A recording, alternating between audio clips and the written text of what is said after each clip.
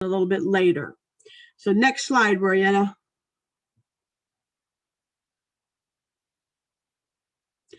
Okay, so this is our Solar Cup project team, and the team is more than just these names. We received so much support from inside of Metropolitan Water District and from our member agencies and from groups outside of Metropolitan. My name is Julie Miller-Kalbacher. It's a long, big name. I work for the Metropolitan Water District in the education unit for about 20 years now, and I have run Solar Cup as the project coordinator for about 19 of those 20 years. We have created a fantastic Solar Cup planning team, and it might be a good model to replicate for your team at school. Each of us on this list have different skill sets. Each of us has different responsibilities, and each of us makes the team move forward. Chuck, who works on the technical challenges, Joe and Giselle will work on some of the non-technical challenges, but we need all of the challenges to make a well-rounded program. We hope that your team will work together on the challenges. We hope all your students will complete all the challenges that interest them, and each student will help your team move forward, earning as many points as possible. Having technical-minded students is perfect for your team, but also have those art-savvy students on your team. They can each play a role in Solar Cup 2021. So I will introduce the other staff, and they can say hi and briefly introduce themselves, starting with my buddy, Joe Chavez. Hi. Thanks for joining, everybody. Really excited to put this program together with our team, and it doesn't work without our students and the teachers. I'm a Metropolitan employee of 29 years, and I'm a coordinator of a Spring Green Expo that the district puts out, and I've been working on that for about 5 years. It's on hold right now, but I'm super excited to join the Solar Cup team. This is my second year working on with Solar Cup under Julie and Yvette and the education team, and it's so exciting, and I have been rewarded beyond measure connecting with the students and seeing what this program delivers. So things are really different right now. I was really expecting to be wet on a lake, on a boat, but the pandemic hit. But we hope that this program can show how resiliency is a big part of teamwork, and we're excited to share the program with you. So thanks for letting me share. Okay, Royetta. Oh, hello. Hi. Hi. Okay, come on. I try not to show my face. I'm Royetta, and I've been working with Solar Cup for the past 12 years. And I'm hoping to work again with these familiar faces, many of the teams coming back, but obviously some new teams as well. So you'll be getting a lot of emails from me. I'm the one, yes. Perfect. Chuck? Hi, I'm Chuck Orbeck. I am the technical support manager for the program. I am not a Metropolitan Water District person. I work in the physics department at Occidental College, and I'm the one that put together all of the technical challenges, and I will tell you a little bit more about them in just a few minutes. Okay, Giselle? Hello, everybody. My name is Giselle Serafin. I'm an associate project coordinator at SCI, and SCI has been working with the Metropolitan Water District in the last Solar Cup and this Solar Cup again to help support in creating some of the challenges. So SCI is a nonprofit organization who works with K through 12 education. So we're really happy to support you and as well and to interact with some of the challenges. Perfect. Thank you. Next slide, Royetta.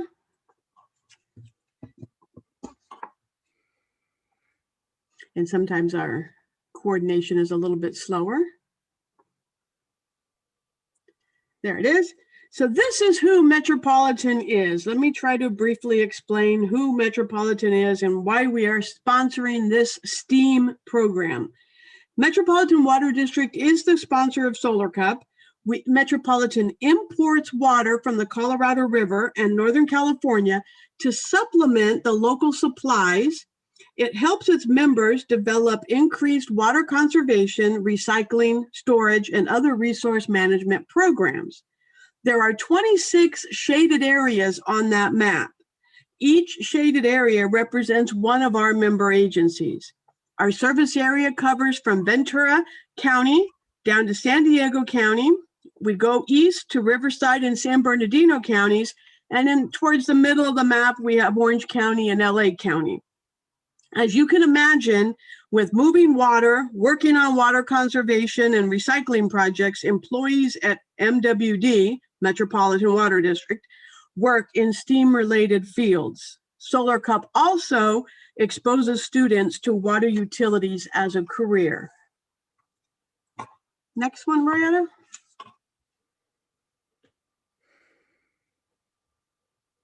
So here's an overview of the program. We will have some kit challenges and some non-kit challenges. We created Solar Cup 2021 to try to be a diverse program with 10 different challenges. We included some hands-on kits, some online programs, and some social media outreach activities through our public service messages or PSMs. We tried to create challenges that would be interesting to students, such as video game creation, while also learning some career skills. Students are not required to complete all 10 challenges by themselves, but rather the students will work as a team to get all 10 challenges completed. Later, I'll talk about the scoring of the challenges, but I will drop in here that all challenges are worth points, whether they're kit challenges or non-kit challenges. The challenges that require a kit to complete will require us to take the extra step of sending items to school or teachers, and we will look to the teachers for the direction on where the items will be mailed. The robotics and the solar vehicle kit is 1 kit per school, and we encourage teachers to use the kit as demonstration items. There's also an option for schools that have done robotics to use their local resources and create their own robot. The electronic kit that you see up there, we will have about 200 of them or so we can divide those up between the 21 schools that have entered Solar Cup 2021. And just as a reminder, we will take all entries, kits or non-kits. They're open to all students on your team. Be as creative as you can and have them work on the challenges. We will evaluate all submissions that are turned in. Next slide. My cats are having a disagreement in the background, of course. So excuse them if you hear some meowing. They're not being tortured. They just want to come in the bedroom. So Solar Cup 2021, it's a team event this year. It's not like 2.0 for those of you who were part of it. It's a team event. We will have 10 challenges plus 1 optional challenge. We will welcome any and all submissions from your students. We will evaluate all the responses. Teams will earn the points from the student on their team that earns the highest score for that challenge. So for an example, if Joe and I are both doing the electronics challenge and it's worth 300 points and I get 250 and Joe gets 300, Metropolitan High School will use Joe's 300.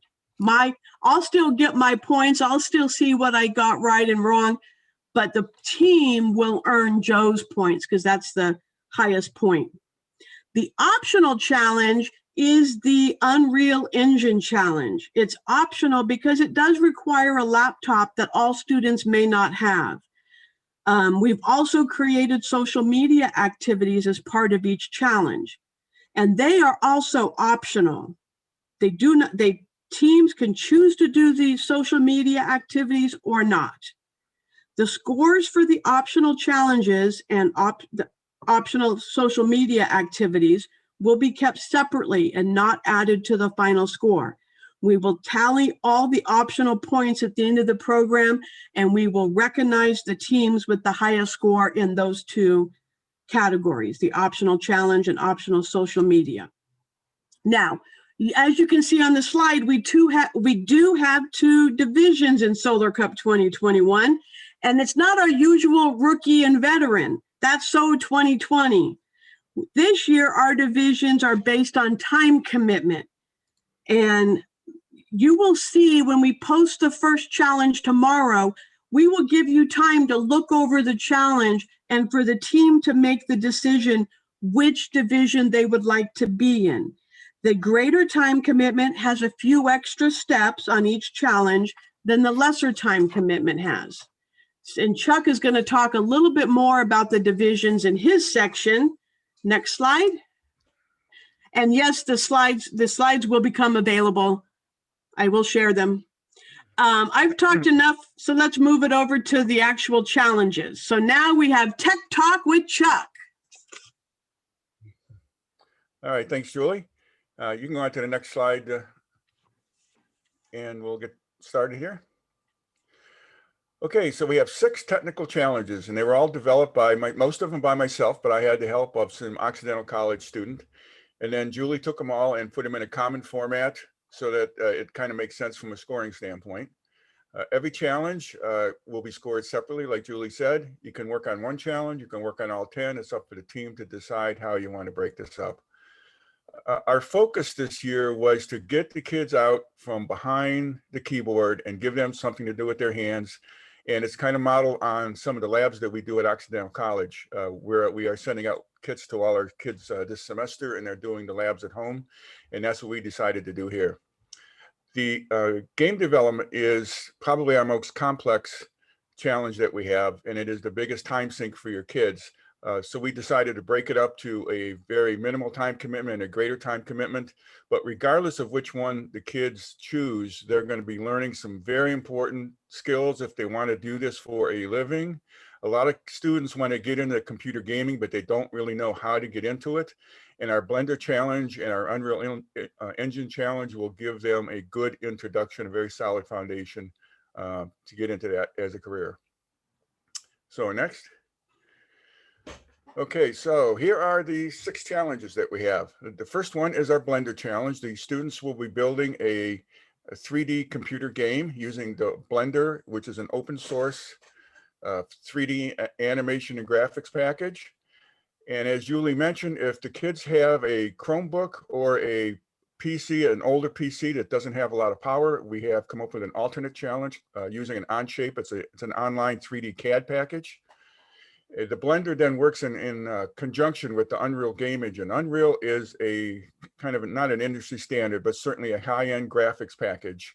And the Blender and Unreal work together to make some pretty high-end computer games. And I'm going to show you some pictures of that here in just a minute.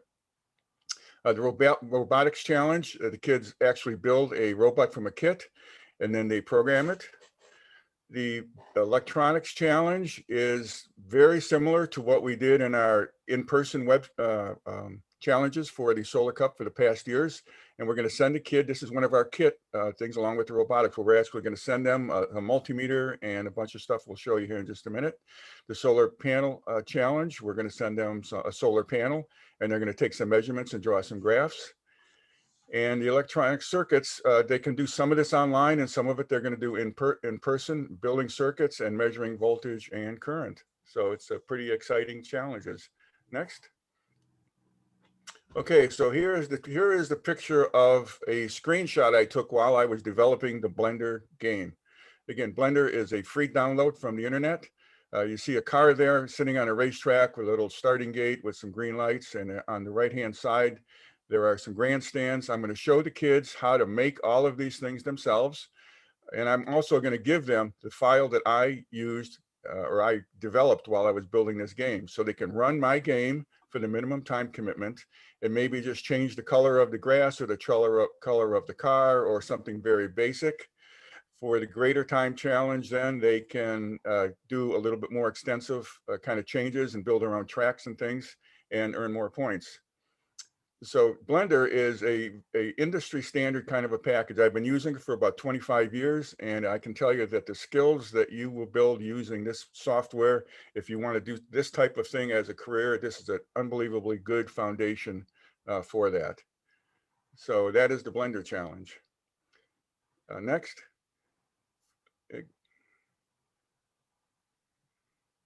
Okay, for the kids who have a Chromebook or a low power PC, we're going to use this program called Onshape.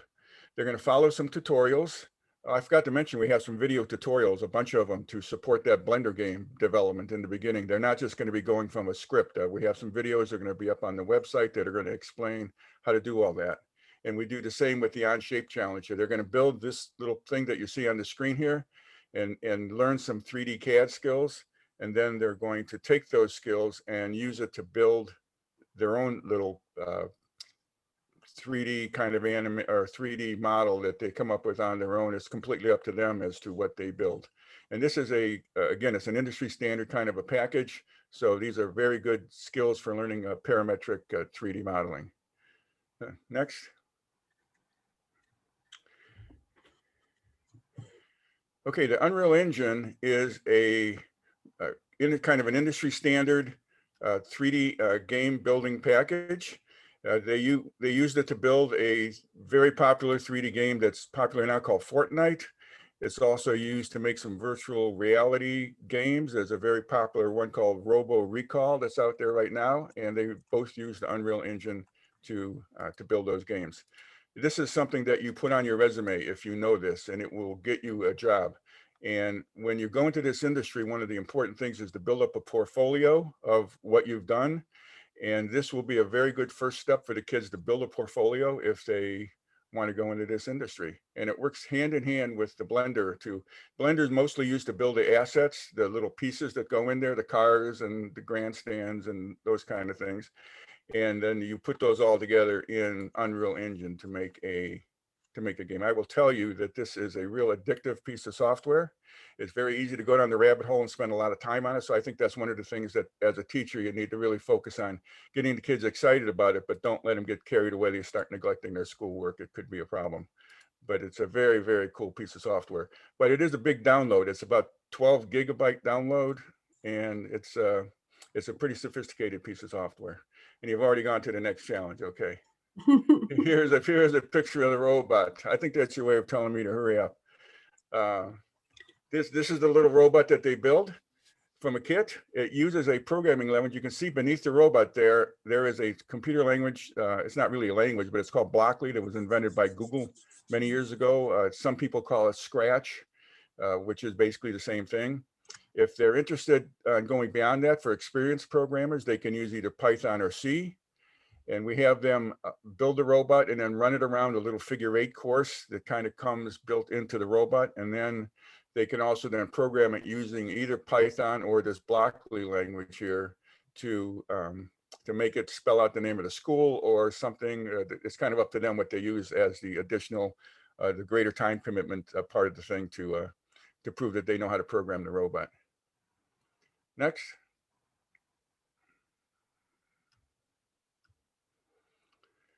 Okay, the electronics challenges, we're going to send, this is one of the kits that Julie was talking about. We send everybody a multimeter and a breadboard and a bunch of resistors, and it's all powered from a 9-volt battery, so it's very safe. And they're going to get everything here in the picture to keep once the challenge is over. Then there's also a written lab that they have to build some circuits and fill out the forms and mail them in for some points. And then at the end of this, they get to keep the kits. Hurry up, Chuck, go to the next one. This is the solar panel challenge. They basically use the multimeter they got in from the last lab, and they get a solar panel, and they can go forward. There we go. They build right underneath the solar panel, you see a graph there. This is a current versus voltage graph. It's kind of in the industry for a solar panel. This is a typical graph that shows the characteristics of a solar panel. And I use the exact same equipment that the kids are going to be getting, the resistors and that multimeter you see in the picture. And I made a graph that is very, very close to the theoretical graph that you see there underneath the solar panel. So it's a very cool lab. Next.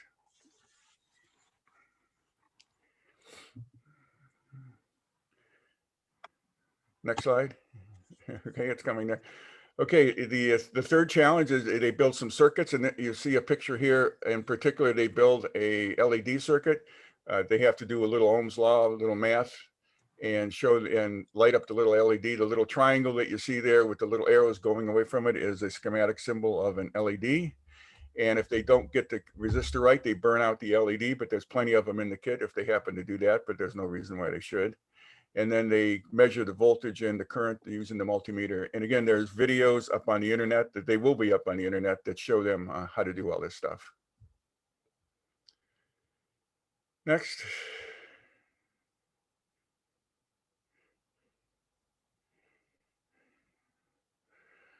Okay, so those are the challenges, but and I just wanted to say that even if the kids put in just a minimum amount of time on these things, they're going to learn some very, very important professional skills. Certainly game making, electronics, and solar power are all things that the kids might be interested in. And it's something they can put on their resume, and they get to keep all the equipment, and the school gets to keep the robot in the end. So, and they can pass the robot around so that more than one student can do that robot challenge.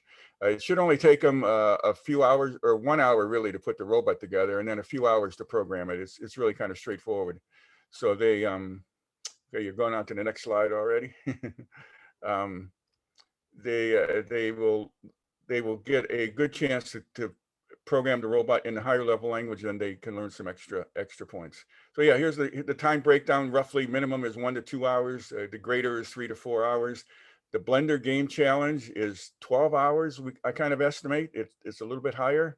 And the Unreal Engine is just as many hours, at least 12, if not more. So those are pretty big time commitments. We want to stress that the Unreal Engine challenge is an optional challenge because a lot of the kids probably will not be able to run it on their PCs. We made it optional, but it will be scored. So all those hours will definitely go to help the team, but it is not mandatory that anybody really tackle that. It's quite a commitment.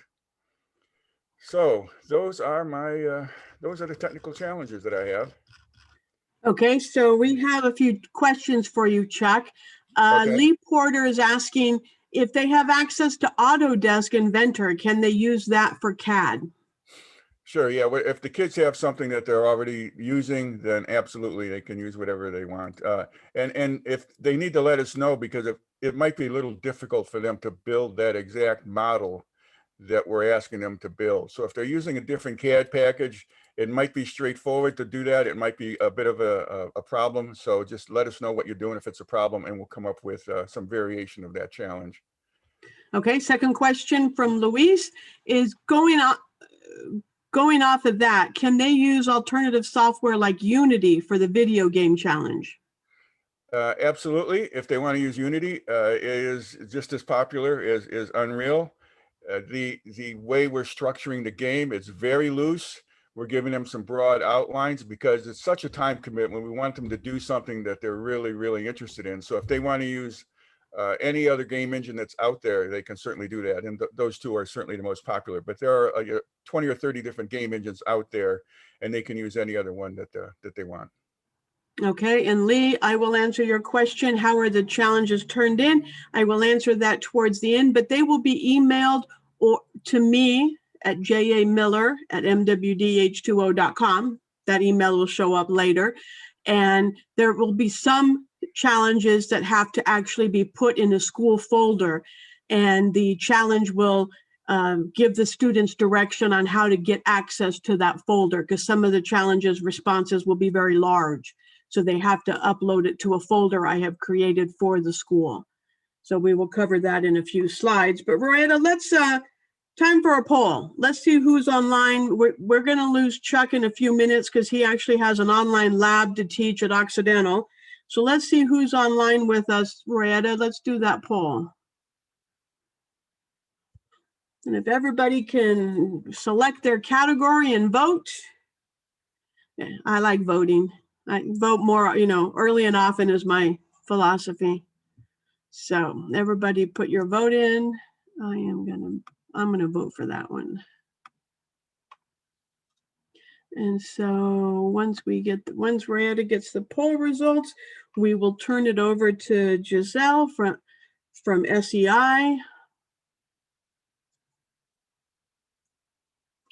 And looks like we have teachers, some students, and some member agency MWD or retail water agency staff. I want to welcome everybody here. Thank you for taking our poll. And there was a question from Samantha that I saw pop up. Are students allowed to collaborate on a single file? Yes, you can.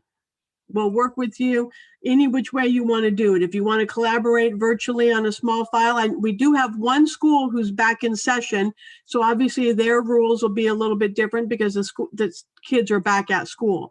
So, but yeah, we will work that way if that's the way you want to do it, Samantha. Okay, let's turn it over to Giselle. Next slide, Royetta.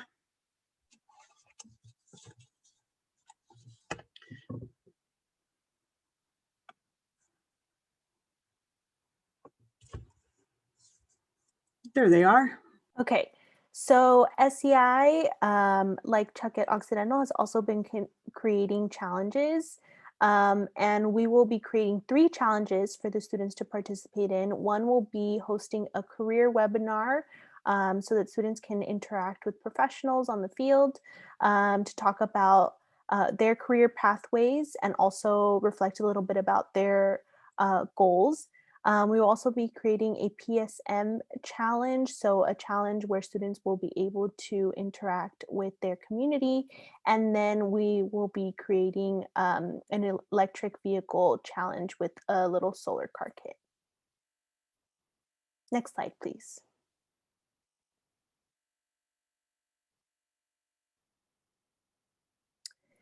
So I can talk about the one with SEI first. So of the 2 PSM challenges or public service messages challenges, the one that will focus on a larger environmental topic will have students really interact with their community in terms of creating change and also educating their peers.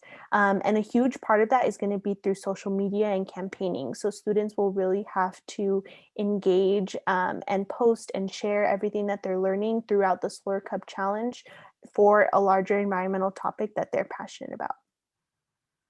Okay, so Joe, why don't you talk about the MWD water topic? All right, sounds good. Thank you, Go Giselle. back, Royetta. Yeah, let's go back one more. Okay, so I'll go over, thanks again, Giselle. I'll go over the vision and the development of the non-technical first PSM challenge. And similar to a public service announcement of past challenges, these new public service messages, or PSM, that you'll be seeing, will again ask students to tap into their creativity and design skills. To create an inspiring message using one of the environmental or Solar Cup based themes that will be presented to them. Our challenge will focus on water issues such as conservation, water supply, water education, and even inspiring components and highlights of this Solar Cup program. Excuse me. The first challenge will ask the students to select a listed theme that resonates with them most. To have a passionate connection to this creative challenge will make it that much more rewarding and successful on both teams, both sides. The challenge details will be to create a short 15-second graphic video or GIF, graphic video file. And a GIF is a method in which still graphics and photos adapt into a visual movement presentation. The PSM can implement imagery, video content, and text is encouraged. The PSM design should be geared to informing the general public about something inspiring that will engage the viewer into their selected theme message. Now to go over resources, we will provide resources, and our objective is to provide hyperlinks to web-based resources such as Metropolitan's facilities, reservoirs, aqueducts. Also included can be a link to maybe science. The Science of Water is an informative link and resource that can help them gather information and inspiration when they're creating. The challenge will provide a sample of a successful public service message. We'll provide a sample of what we're looking for, possibly maybe share one that Metropolitan is using right now. And then one of the most valuable resources is that we will encourage the student to use any design platform that they are comfortable with. We will provide web links to 6 of the most popular desktop programs, but we will also explore the potential use of mobile video creating apps. For example, TikTok or Instagram Reels is on the table. I'm not sure about whether that will be decided on at this time right now, but that's definitely being considered, and that's exciting. I think that's a total engagement for this age group. The PSM creative specifications, there will be specifications given to their deliverable.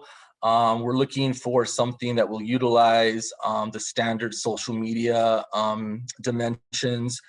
And then completed challenges will be uploaded on a provided MWD link. The top scored projects will again have the potential opportunity to become part of an MWD social media Solar Cup asset. And our goal is that all finished projects could easily be featured on any social media platform in an effort to showcase the student and the program. So if you have any questions on this PSM, be sure to drop it in the chat. And with that, we'll go ahead and over to the next slide, which is the solar vehicle virtual racing. And this will be our final non-technical challenge.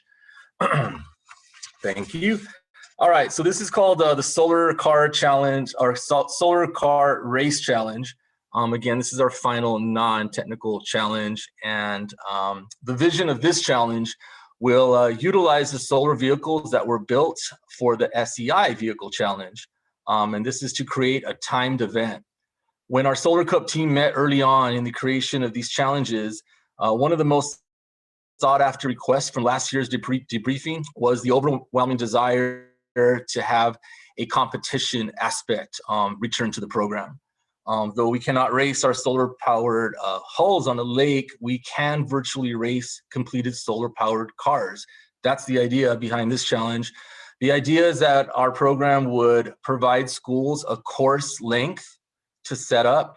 MWD would create and provide Zoom appointments, and we would virtually race and time vehicles.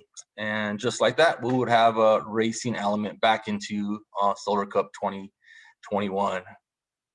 So that's a little bit about the non-technical challenges. So thanks for letting me share, and I'll turn it back over to Julie.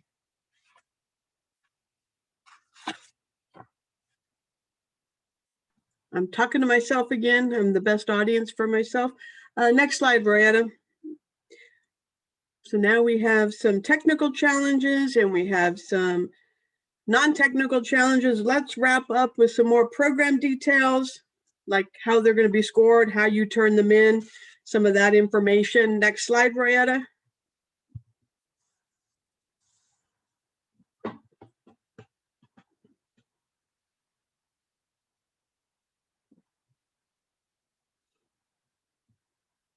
There it is. So challenges will begin on Thursday, tomorrow, and we will end the program in early May. And you can see right here, this is the list of our challenges. We'll start with our Blender Onshape challenge, and it will launch tomorrow. Then we go down through our Unreal Engine, the optional challenge, which will launch in early March. We will then have the robotics challenge, which we'll have a sign up for. And then they go on the PSM challenge, which is the one that Giselle talked about. That'll have a March release. And then further down, you'll see PSM Challenge 2. That's the one that Joe talked about. We'll wrap up with racing our vehicles and have a virtual closing ceremony. Each of the challenges will vary in time commitment needed to complete the work. In order to make the deadlines, we're taking the longest estimated time to create the deadline. So if the team is in the lesser time commitment, their deadline will look like, wow, I have all sorts of time. But we want one deadline for the challenge, regardless of which division you're in. As you can see, there's possibly at one time, there could be more than one challenge on the website available for students to work on at a time. The one problem we have is the electronics challenge. There's 3 of those challenges, and we're going to have a scheduling issue, and because right when we wanted to release those, it's right around spring break. So this brings us to a poll. Should we take a break at spring break and give students and teachers and everybody time away from their computers to decompress? So let's have that poll, Royetta. Should we take a break at spring break? And the poll should be coming. There it is. And put your vote in. We can schedule the challenges to come after spring break. That'll be fine. The electronic challenges are not that intensive. So go ahead and put your vote in. And we will be having some people join us tomorrow for the presentation. So we'll announce the poll. We'll see what the results are today. Everyone says yes. Yay, break a spring break. So I'm sure that's going to be the likely answer, but we'll officially tell you what the response was after tomorrow's presentation of that poll. Next slide, Royetta. And while she's doing that, I'll answer the question. I will answer your question, Jose, in just a minute. You just are a little bit ahead about picking the division. So the website, all of the challenges will be posted on the MWD webpage. It's the Solar Cup webpage. So when you go to the education site under programs, you're going to find Solar Cup. The site right now has these wonderful quotes we got from last year from Ed Richter and Lee Porter and some of our people who joined us last year and did the debrief. As of tomorrow, the page will look different. So whenever we put up new challenges, we will send the teachers an email, and there is the deadlines. There was a question at the end of our 2.0 program about deadlines, and that students were overwhelmed with schoolwork, with life, with fatigue, with a bunch of other stuff happening. So you know your students, and you know if it's just procrastination or if it's really they want to do this challenge to the best of their ability and they're just overwhelmed. We will work with you with the deadlines. If something comes up and your kids need a few extra days, we don't have the deadline of getting a boat on the water this year. So we will work with you on deadlines. Just let us know. And like I said, you guys know if the kids are procrastinating and just sleeping on it, or if they actually really have some challenges. So we will definitely work with you on deadlines. Next one. So this is all of the challenges will be released on Wednesdays. Will be due on Wednesday. If I could read my own writing, that would be good. So they will be due on Wednesdays throughout the challenge. I picked for the due dates, I've always picked a Wednesday. That way it gives teachers time to remind students on Monday and Tuesday that the challenge is due on Wednesday. The written responses or the simple photo submissions, the students will be told to email them directly to me via email. And make sure you remind people, this always happens, my email address is jamiller, M-I-L-L-E-R, at mwdh2o.com. And when you put H2O, it's the letter O like oxygen. There's no zeros in water, okay? If you put H20, I will not get that email. So you want to make sure your students have the correct email for me. Some of the challenge will have large files, and we will tell the students inside the challenge how to submit those files to the school folder. Teachers, feel free to help with comprehension, answer questions that you can answer, remind students to email me. And I know through 2.0, we found out that some students were not getting my emails. So I always will CC the teacher whenever I answer a student email. Just let's make sure that the students do the work. We don't want it to be the teacher science fair project, like the dad does all the work on the Pine Box Derby car and then the kid gets to race it. So we want to make sure that the kids do the work. If you have any questions, if I can't answer them, I'll send them to Giselle at SEI. I'll send them to Joe. I'll send them to Chuck. But make sure you start with me. So let's go to the next slide, Royetta.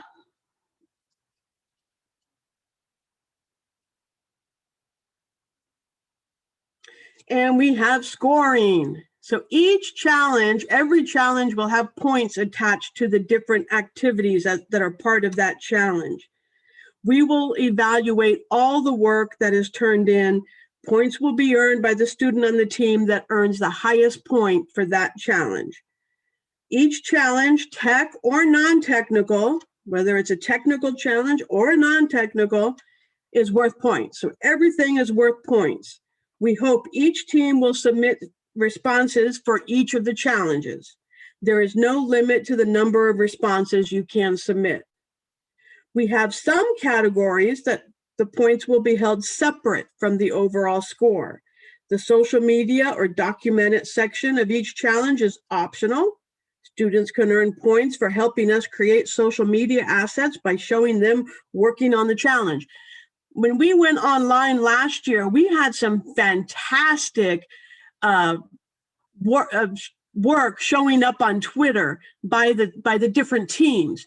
So instead of catching that later, we want to work with that on the front end so that we don't have to try to track all of you guys down and retweet. So we're going to try to add the document it section to each of our challenges as an option for those kids who like showing creativity. All of those optional items, Unreal Engine, document it, or social media, those points will be held separately. We will have an award for those teams at the end of the program. Since we're almost at the end, let's do another poll. Let's put up our last poll, Royetta. This is just a comprehension poll. What challenges are worth points? Hopefully, we'll vote on that poll. I guess I should vote, huh?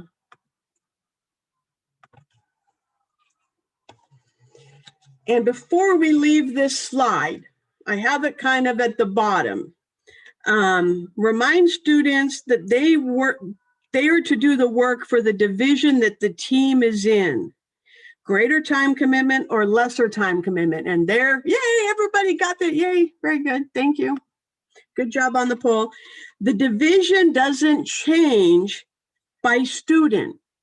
The team picks the division at the beginning and everybody on the team will do the work in that category. So let me make sure I say that again so it's understandable. When the first challenge goes up tomorrow, the Blender Onshape challenge, you'll see what the challenge is like. You'll see the extra time commitment, and then the team will decide which division you want to work for the rest of the program in. So it does not change because the student wants to do lesser, but the team wants to do greater. If the team picks greater, you are doing greater for every challenge, all 10 challenges. If you pick lesser, you can do lesser for all 10 challenges. Let's say there's a student who wants, their team picks lesser and they wanted to try one of the greater. You can do that. Well, you know, they can send me, hey, our team got points for this, but I wanted to try this extra stuff. Am I on the right track? I'll look at their work, but that we will only give them points for the lesser category because that's what the team signed up for. So hopefully that makes sense on the division, Jose. When you commit to one division, that's what you get for all 10 challenges. What would the spring break dates be? Jeremy, we're going to work with everybody to see what their spring break is, because I know we have so many different school districts. So we'll get a timeline that works for everybody. So everybody gets a break. And if that means I'm off, I mean, I won't really be off work, but if that means the program's dark for a few extra days here or there, then so be it. We'll make it work. Okay. We'll try to get everybody a little bit of time away from their computers. Next slide. We're going to give it to Joe to talk about celebrating. Celebration. I could try to do like Cool in the Gang, but I'm not very good singer. So I know. on to you, Jack. Yeah, I will Joe, help. I'm sorry. Yeah, either. So in the celebration of this celebration slide, this is our second to last slide of the presentation. And on this last slide, we are super excited to share that we will coordinate a Solar Cup 2021 celebration. So this will be an upbeat setting where MWD will arrange an acknowledgement of the work done by students during an inspiring virtual celebration. The the Solar Cup team will pick a date and time that works for most. So as we start concluding the program, we'll be sure to reach out to all you folks and find a date that works best to have the best participation for this great day or great hour. The Solar Cup team, the vision is that the program will celebrate with awards given to the teams that produced high challenge scores. The celebration will also have other acknowledgements given to highlights captured throughout the 2021 program. So this is, again, this will be a great opportunity to recap how all the components of this program, especially the participation of the students, demonstrated resiliency in the face of a pandemic in the name of education. The celebration will also announce to the students that each one of them will be receiving a Solar Cup 2021 certificate of completion that will encompass all the skills that this educational program delivered, and it will be encouraged for them to use this certificate as they continue to build their career portfolios. So that's the vision for the Solar Cup 21 celebration. So back to Julie to close out. Okay, are there any more questions? If I think I answered them all, let me go back to the chat. I want to know, I know that the kids will want a t-shirt. I have that on my list, Lee. It's on my list because you know I love t-shirts. I'm a t-shirt wearing girl. So that's on my list. We just have to get it approved and good to go. So we are looking at everything once it gets closer to that time. So I think I've answered every question. If there's any other questions that come to mind, just as a reminder, some of you who have been part of Solar Cup in the past, you guys know my cell phone number. You can text me, call me, whatever. You can email me at all hours of the day. I respond. For those of you that are new to the program, my email, Royetta usually forwards emails from me. I'll put my phone number in the chat. I was afraid to do that because then if it's online, then everyone calls me at, 2 a.m. But my cell phone is always the best way to get a hold of me, or email. And just, contact Royetta or myself, and I will give you my cell phone number. It's in my email response. It's in my signature line. You guys have my email from earlier in here. And there's any questions that come up from either the kids, the adults, the sponsors, or whoever, shoot me an email. I'll try to explain it. I kind of have a feeling now, after doing the program for 19 years, I feel like a brand new teacher trying to learn something brand new. And my Solar Cup learning curve is like straight up. And so I know now what all of you guys have dealt with when you've just learned Solar Cup, because trying to learn some of this video games and doing these challenges that Chuck has created, it has been totally using different parts of my brain. So I have newfound respect for all of you who have learned Solar Cup, the traditional program, throughout the years as a rookie team. So this, we hope to get some of the ideas about the program in this presentation. If something comes up that when you see the challenge tomorrow that is not clear, shoot us an email. And then we will, Lee, there is no funding. This is a free program. Metropolitan is paying for all of the kits. So there will be no checks it's not like the old Solar Cup where you had to have an account and everything. This is all of the equipment necessary to do this will be provided by MWD, and your local water agencies are sponsoring you to enter the program, but they do not have to give you any funds. So if there's no other questions, I appreciate your time after a long school day. I know you guys are out there doing heavy lifting with this online pandemic, and I appreciate everything that you guys do out there. Students, I appreciate your dedication as well. You guys are making this program continue on. We wanted something to keep Solar Cup out there, keep it alive, and this is what we came up with. So hopefully it meets the needs of your kids. I hope it's fun, Lee. I've had some fun, and I've had a few more gray hairs up there trying to learn Unreal Engine. And trust me, my Onshape model, it looks nothing like it's supposed to. Yeah. I am not a 3D model maker. So if there's nothing else, feel free to sign off, or if you have a question, feel free to add it on there. I'll wait till everybody signs off. And you guys are welcome. Thank you for joining in.